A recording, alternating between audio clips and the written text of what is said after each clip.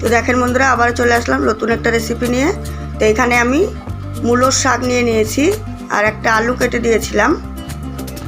দেখেন মূলোর শাক ভাজা করে দেখাবো আপনাদের, তো পুরো ভিডিওটা দেখবেন বন্ধুরা। আর এখানে আমি কিছু চিংড়ি মাছ নিয়ে নিয়েছি, এক মুঠো মতো চিংড়ি মাছ নিয়ে নিয়েছি।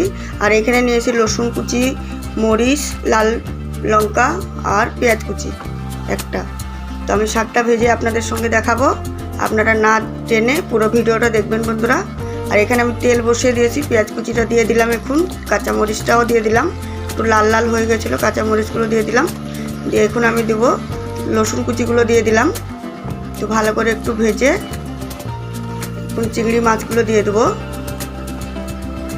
চিংড়ি মাছগুলো আমি ভালোভাবে ভেজে নেব, নেড়ে চেড়ে আমি ভালোভাবে ভেজে নেব। এখন সামান্য পরিমাণে লবণ দিয়ে দিলাম, হাফ চামচের মতো আমি হলুদ গুঁড়ো দিয়ে দিলাম।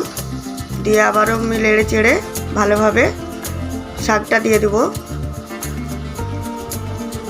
এই শাকটা খুব মজার হয় বন্ধুরা, একবার একদম কচি শাক, খুবই মজার।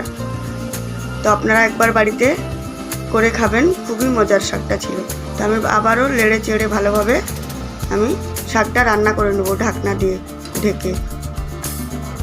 তো আমাদের সঙ্গেই থাকুন বন্ধুরা। দেখেন তো আবারও চলে এলাম 4-5 মিনিট পরে। তো শাকটা আমি এইভাবে নেড়ে চেড়ে আমি রান্না করে নেব, খুবই মজার ছিল। আবারও ঢাকনা দিয়ে ঢেকে আমি রান্নাটা কমপ্লিট করে নিলাম। দেখুন শাকটা আমার ভাজা হয়ে গেছে, এখন আমি সার্ভ করে দেখাবো। দেখেন কত সুন্দর হয়ে গেছে চিংড়ি মাছ দিয়ে মূলো শাক রান্না। তো আজকের মতো এইটুকুই ছিল বন্ধুরা। ভালো লেগে থাকলে আমার চ্যানেলটাকে লাইক কমেন্ট শেয়ার করবেন। আমার চ্যানেল নতুন হয়ে থাকলে চ্যানেলটাকে সাবস্ক্রাইব করবেন।